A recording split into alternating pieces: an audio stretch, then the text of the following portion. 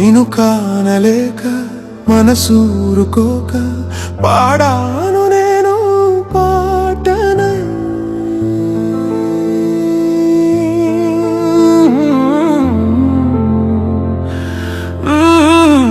నీ పేరొక జపమైనది, నీ ప్రేమొక తపమైనది, నీ ధ్యాన వివరమైనది. ఎన్నాళ్ళైనా ఉండిలే